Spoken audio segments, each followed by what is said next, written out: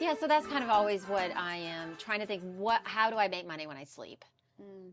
Where did this, how did you get introduced to this mindset? Because sometimes it takes people until never. Sometimes people never realize it's an option. I know, right? So in 2014, my husband bought a cleaning company. My background is I was a massage therapist. I was an esthetician. I was back in school, psychology, getting my degree to be a clinical social worker. Mm-hmm. So in 2014, he said, I need your help. And I'm like, okay. Yeah. But I know people. So I said, okay, well, I'll help you. I'm an organized person. I'll help you. So I said, all right. And it ended up being a 2-year thing. But then the business went under. Mm-hmm. And we lost a lot of money. Had to sell our house, owed a lot of debt. And I decided at that time, after I grieved, I was just went through this whole process of grieving because all the time you sacrifice away from your family, it's not just the money, it's just everything that you give up, and time moves forward, you can't get that back. Yeah. So I said, we owe people money, we're in an apartment, we hadn't been in an apartment since we were first married. How can I not only pay back people that I owe, but how do I buy a house within the next 5 years? Is it to open a psychologist, like a clinical therapist office, or is it to take what I learned in the cleaning business and start over? And I decided I knew more on that business aspect of it. So I decided to take what I learned, go forward, and that's what I did. My husband did not do it with me. And honestly, I just became a vociferous reader. I read reader? vociferous. Oh. Obviously, I need to read more. But I just read everything. My background is not business, and I also changed the ways that I would speak about myself. I would not say I'm not a business person. I would say I am a business person and learning. Mm-hmm. And I just began to surround myself, in particular with women that knew more than I did, and surrounded those people that knew and that could help me. And I just read everything. Where do you find these groups of women that know more than you do? I think that you just have to open yourself up, and you just have to be open and talk. And when you are out at any networking event, and just talk to women, what do you do? Where are you? How are things going? What's going on in your life? And people generally want to help and share, and that's just how I say. And I also say that it's on me now to share what I know with people. I say find your person. Mm-hmm. Everybody has a person. Find them. Just stick to them. Yeah. And they'll help you. And everybody has a suggestion, and it may work for you or it may not, but just try it out. There was a book I read called Shoe Dog. They just made the Michael Jordan movie, right? It took a little excerpt from that, but it was about Knight, that's the owner of Nike, about his story and his journey. I remember in the 80s playing sports wearing Nikes. They were about to go under. Mm-hmm. This $1 million company, $10 million company could not make payroll. And I remember reading that book, and I'm like, I would have never thought Nike was about to go under, because he didn't want to go public. He didn't want to do an IPO. And I just started thinking, wow, you have to be on the razor's edge as a business owner sometimes between complete failure and complete success. You don't want to live in that space constantly, but you have to be comfortable on it. And I realized when I saw that, I'm like, okay, we all occupy that space to where sometimes we don't know what's going to happen, and it can go one way or the other. What's your biggest, I love that. And I haven't read that book yet. I actually gave myself I'm on 2 years now I also used to be a, what's the word? Reader? Vociferous reader. I would say vicious reader. Right. You can be vicious. I like that too, right? And I would read so many books. And somebody gave me advice. They're like, stop reading so much and go implement. You take in way too much, and then you're overwhelmed with ideas, and then you're not taking action, because now you're like on to the next book. So I really have not. I've still been collecting my books, but I haven't been reading them. But like, what in terms of like specifically from that book, you said you have to be like on that razor edge of success and failure. Mm-hmm. What do you take from that, and how did you implement that specific? To be okay to be in a place that's uncomfortable, and to understand what fear is, and move past the fear.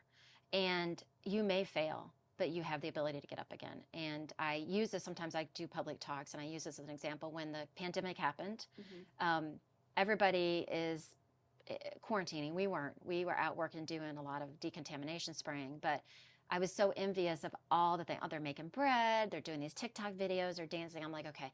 And I'm out here working. Yeah, and I'm out here working. I'm like, you know what? I'm going to start doing this. So I went, on Amazon, I got a really cute outfit. I'm like, I'm going to just start jogging again. And I'm like, I'm just going to, I felt like I looked so cute. I had my little matching outfit, my shoes. So I'm on Waxpool Road, which is a pretty busy road. And I'm just, okay, I'm in the zone. I'm feeling good.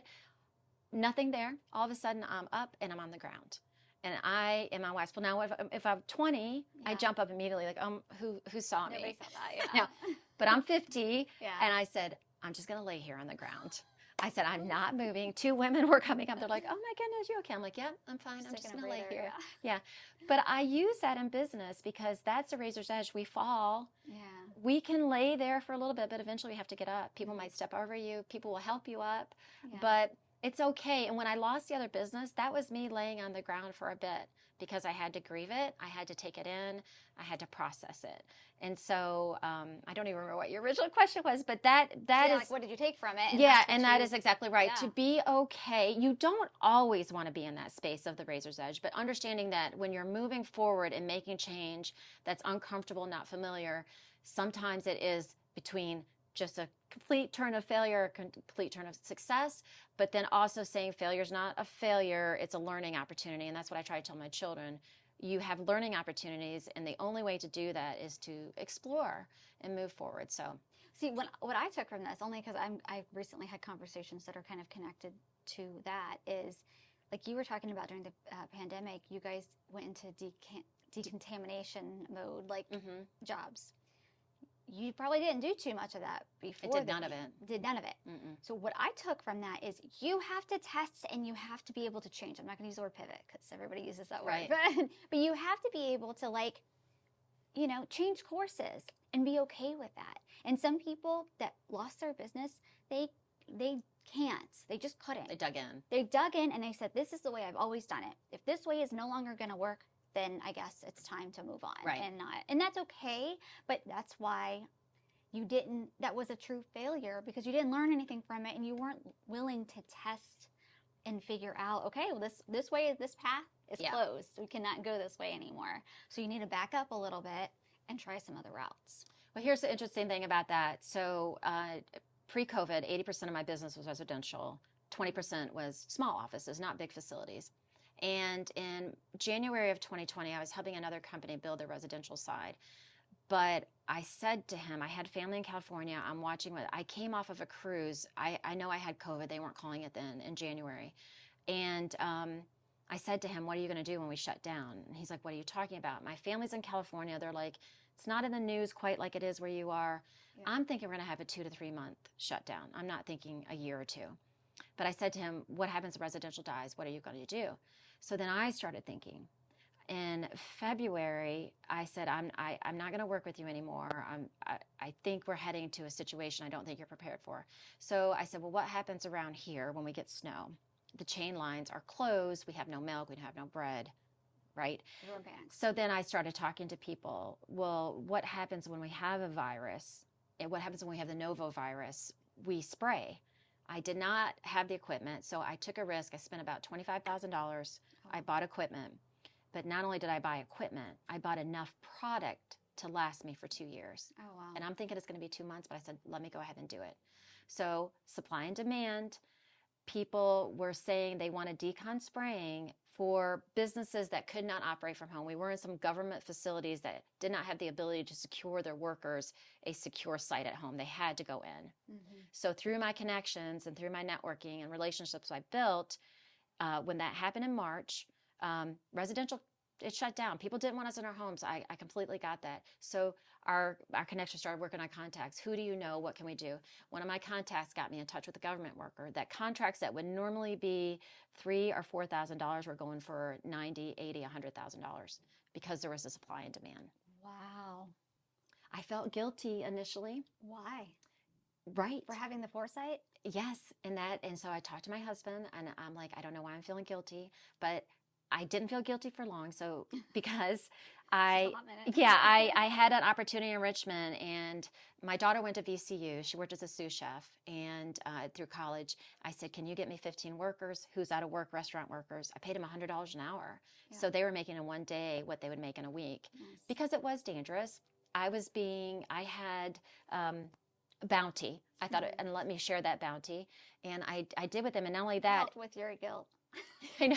I know.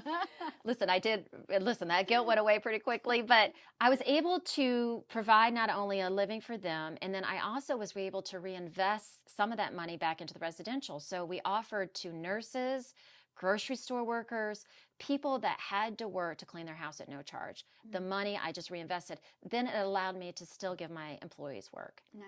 And so that kind of, it was a risk. Yeah. But it's a risk that paid off. My brother and I talk about it. He's like, it's a little bit of luck. I'm like, a little bit for sure. Yeah. Luck is hard work, right? That's right. Needing opportunity, but there is something to that. But yeah. That's amazing. Yeah, so I it love worked that. out. Yeah. I love that. So yeah, not only did you obviously financially win, but like you said, your team members that you brought in. Yeah.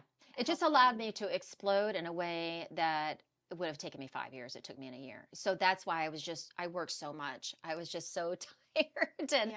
that's why I was like, I'm going to run out there too, like all these people making bread on TikTok. But meanwhile, I'm on the ground. But I did get up eventually. It took me like 3 or 4 minutes. But were you like laying there and you're like, this is going to make for a really good story? Exactly. For I know. No, I know. At first, I'm like, assess the damage. I don't care who sees me. It's okay. I'm not 20 anymore. Who cares? Wiggle your toes. Exactly. Okay, feel them. Yeah. But it did. I started analyzing that. I'm like, that's really anything in life, not just business. It's anything. A relationship that fails. It could just be anything. And just change my mindset and stop saying, I don't know business, is I am a businesswoman and how can I know more? I'm figuring it all Yeah. out. Yeah. Yeah, so that book, Shoe Dog, Attraction was big for me on how to run meetings. I agree with you. I only do one book a year. There are some that I reread in a year, but you're exactly right. You have to implement it. So yeah, that's a big problem of mine. So now I'm doing the audibles. Love Audible. Because I listen to either podcast anyway, so I might as well. So you do the Audible, and then you're like, okay, I'm going to go back and maybe read it. Well, I'll always buy the books too from like Amazon. So I'll buy the books, and then I'll get it on Audible when I realize that I'm not reading it. Yeah, so. they're great for road trips. Exactly. I'm the same way as you. I listen to all of those books on Audible. Yeah. In terms of some other tips besides the luck and opportunity and having the foresight, which I don't undervalue that at all, because it's not something that you can read about, or I feel like either you're a risk taker in general, or you just had that feeling of what if, let me just go ahead and get ahead of the curve. What would you say that, like, how did that come into play? I think is if whatever industry you are in, or when a thought comes across your brain, it's an opportunity. Yeah. I think about mothers, and when a baby carrier comes out with an update, makes sense that the carrier's not like that. They turn the handle. So there are things that cross our minds that you already know that there's a gap in the market, and how do you fill that? And I think if you just are aware and proactive instead of reactive, and think about things that make your life easier, or any industry, just really think about what can come up in the market that changes the market, just being really tuned in to what's going on. Yeah, and then I guess my biggest, I'm picking back off of that, is just be open to, I'll just say it, pivoting. Be open to, like, you can be in the same industry, and that's like, even for me, when people are like, what are you up to nowadays? I always hate that, because I'm like, doing the same thing, the way I present it is in different ways. Right. Because otherwise. Well, so I'll tell you one that people are fighting against is this AI. And I have family who are teachers. I'm like, it's here. Yeah. When I was in school, they didn't allow us to have calculators. And they said, what do you think, you're going to walk around with a calculator in your hand all the time? Well, hello. Yeah. Come to find out. Yes, we are. Right. So I talk to people in the education. How are you going to use AI to benefit the students? It's here. It's not going to go back. It's the same with your business, right? Yeah. How do you compete with photography and the AI? How do blog writers? How does that change? So instead of fighting that change, how am I going to embrace it and make what I do better? Correct. Yeah, that's exactly right. So I say stop fighting it. Yeah. and implement. And You have to figure it out. Yeah. right. And then even if you might just be presenting what you do, right? During the pandemic, you present it in a different way. You're still cleaning it, but you're cleaning a different type of concern that these companies have, not necessarily just the dust on a table, but rather like virus, the right? viruses. Yeah, exactly, exactly. In terms of a little bit about your story prior to the business, like who were you as a kid growing up? Like what got you into this type of That's funny, right? mindset? I know. So I grew up in the South. I grew up in Alabama, Michigan, Alabama. I moved to Alabama when I was 9. I moved up here to go to school. Went to school for massage therapy. Just have always enjoyed the body, the health, mental. I love therapy. I had a friend said, you do way too much therapy, but anything with my kids, I'm like, okay, we're going to go see a therapist. So it's just a safe space. So that's kind of how, that's my background as a health and wellness. So when I was doing the house cleaning, I did ask myself, it's not really what you would think, but how can I use what I know in psychology and people? How do I translate that into this business? How do I find my happiness? Because it's not like, oh, joy, I have house cleaning, but I find that I give a good wage to these women who can often be taken advantage of in terms of the fact that cultures are typically Central and South American women that do this work. Not only do they make a good wage, they make a very good wage. And I give them opportunities for growth in business. I am really a women forward-thinking business in that sense. And so that's how I translate from going from the health and wellness industry to how I can help women. And also, really, I am providing a service to homeowners. Yeah. So that's my background is I'm an Alabama girl. It'll come out if I have too much to drink or I'm tired. So people say, you don't have your accent. I'm like, yeah, get a few drinks in me. You might hear it. It'll switch up a little bit. But I moved to Northern Virginia. I love this area. I love the diversity of the area, the opportunities that are here. Do I do them? No. Now I stay home pretty much. Like, yeah, but you know they're there. Yeah, I know. If I want to go out to a concert, we'll book a concert and don't go. But Pink, we had one for Pink and it was raining and we're like, I'll stay in. Yeah, I don't think we're going to go. So, but yeah, I do love this area. I love Loudoun County. I love Virginia. I love it. If you could say something to your future clients, prospects, clients, what would you say to them? As in, so here's the thing. My goal is to do public speaking. I have a business coach that I do a certain amount. So what I say to women in particular, because that's my focus, is you know more than what you realize. Reflect on where you were, where you are, and where you're going to be, and allow yourself the grace that you give other people. That's what I would say. We're just so hard on ourselves. I 100% agree. Mm-hmm. And so just really quickly, so you're doing more public speaking. Mm-hmm. How is that going to help? So you're on stage, you speak to 5,000, 10,000 women. What next? It is a way to reach more people. So if you can reach, how do you reach more people with the message that you want? Is it the speaking, then do I write a book? Mm-hmm. So I had powwowed with another one of my coaches, and we came up with the 7 topics I could possibly speak on, anywhere from 10 minutes to 45 minutes to an hour and a half. I said, I see the book. Mm-hmm. Some people do the book and then do the speaking. So I just want to take what I know, and once again, it's all based on the psychology, mental health, wellness, and just share it. I have 2 lanes that I can go in. One is the inspirational story, but also sometimes I go to those and I'm like, oh, that's nice. I like the inspiration, but I really need some meat and potatoes. And so I have the meat and potatoes on how to run a business. And So like if you empower them, you get them excited, are you going to be offering coaching, offering the book? No. Offering eventually probably a book. Okay. Yeah. Okay. No, I don't. What I say is it's my turn to give back, and if I have that's more of the I just want to and if I can mentor you, absolutely. I have to say I was at another event and somebody came up to me, I lost her card. I feel so bad. I wish she would reach out to me. So and she hasn't. So if she's listening to this, I'm just like but yeah, I'm like, absolutely. I even met with a gentleman about how to start a cleaning company. I'll tell you whatever you want to know. Some people guard the information. I'm like, there's enough for everybody. Yeah. Operate on abundance, not scarcity. So I'll tell you whatever you want. Now, telling and doing are 2 separate things. Yes, ma'am. So, and only what is often seen is the end result, but not the result. There is no overnight success. Yeah. There's not. Even people that go on American Idol, typically they've been singing, they've been doing Since something. they're 3 years Yeah. old. Yeah, exactly. Exactly. So I love that. Thank you so much for being on the podcast and sharing a little bit about your story and your future growth. And no, it was success. great. Thank you so much. Of course.